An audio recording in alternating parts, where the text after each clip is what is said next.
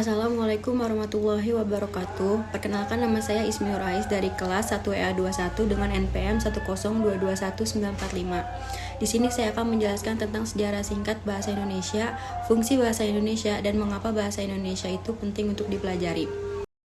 Pada tahun 1928, bahasa Indonesia dikukuhkan kedudukannya sebagai bahasa nasional.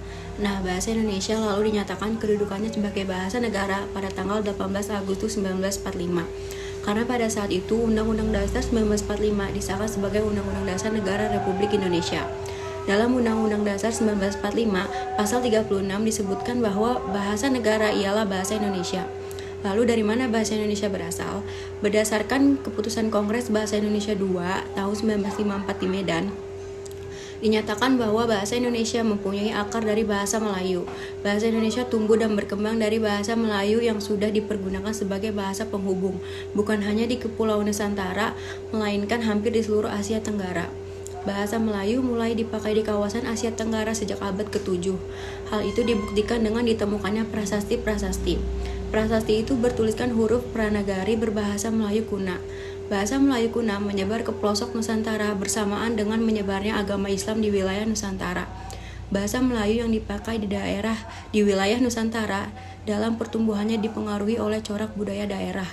Bahasa Melayu menyerap kosakata dari berbagai bahasa, terutama dari bahasa Sanskerta, bahasa Persia, bahasa Arab, dan bahasa-bahasa Eropa. Bahasa Melayu pun dalam perkembangannya muncul dalam berbagai variasi dan dialek. Perkembangan bahasa Melayu di wilayah Nusantara mempengaruhi dan mendorong tumbuhnya rasa persaudaraan dan persatuan bangsa Indonesia. Para pemuda Indonesia yang tergabung dalam perkumpulan pergerakan secara sadar mengangkat bahasa Melayu menjadi bahasa Indonesia, yang menjadi bahasa persatuan untuk seluruh bangsa Indonesia, sesuai isi Sumpah Pemuda tanggal 28 Oktober 1928. Proklamasi Kemerdekaan Republik Indonesia tanggal 17 Agustus 1945 telah mengukuhkan kedudukan dan fungsi bahasa Indonesia secara konstitusional sebagai bahasa negara. Bahasa Indonesia dipakai oleh berbagai lapisan masyarakat di Indonesia, baik di tingkat pusat maupun daerah. Meskipun bahasa dari daerah masing-masing masih sering dipakai, namun untuk mempersatukan bangsa, masyarakat Indonesia antar suku menggunakan bahasa Indonesia untuk percakapan sehari-hari. Nah, tentunya sebagai bahasa nasional, bahasa Indonesia memiliki beberapa fungsi. Apa saja fungsi tersebut? Yang pertama, sebagai alat pemersatu masyarakat Indonesia. Artinya, bahasa Indonesia dipergunakan sebagai bahasa untuk berkomunikasi antar masyarakat Indonesia yang berasal dari berbagai suku dan budaya. Yang kedua, sebagai lambang identitas nasional. Artinya, dengan bahasa Indonesia dapat diketahui siapa kita, yaitu sifat, perangai, dan watak kita sebagai bangsa Indonesia. Yang ketiga, sebagai lambang kebanggaan bangsa Indonesia. Artinya, bahasa Indonesia memancarkan nilai-nilai sosial budaya luhur bangsa Indonesia. Kita harus bangga memakainya dengan memelihara dan mengembangkannya tanpa ada rasa rendah diri, malu, dan acuh tak acuh. Yang terakhir, sebagai alat perhubungan antar budaya daerah. Artinya, dengan bahasa Indonesia kita dapat saling berhubungan untuk segala aspek kehidupan.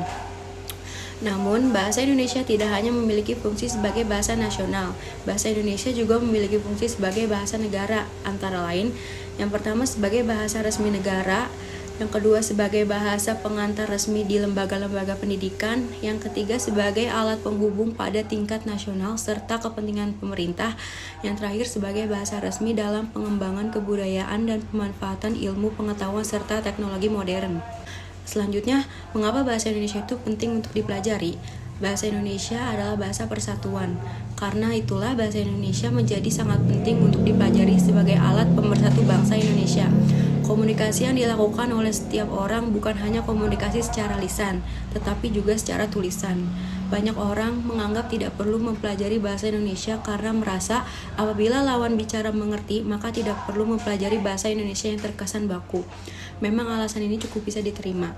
Bahasa Indonesia tidak hanya mengajarkan kalimat baku dan sebagainya, tetapi juga mengajarkan mengenai intonasi, penekanan kalimat, dan etika berbicara kepada orang lain. Di titik inilah bahasa Indonesia menjadi sangat penting untuk dipelajari dengan baik, sebagai alat untuk mengenali dan mengembangkan kebudayaan serta hasil karya bangsa. Bagaimana mungkin dapat mengapresiasi hasil karya seperti puisi, syair, cerita, dan yang lainnya jika tidak mampu mengerti dan mempelajari karya-karya tersebut. Agar karya dari bangsa tetap bisa dikenali seterusnya, maka harus belajar menggunakan dan mempelajari bahasa Indonesia secara baik dan benar. Sekian yang dapat saya sampaikan, kurang lebihnya mohon maaf. Wassalamualaikum warahmatullahi wabarakatuh.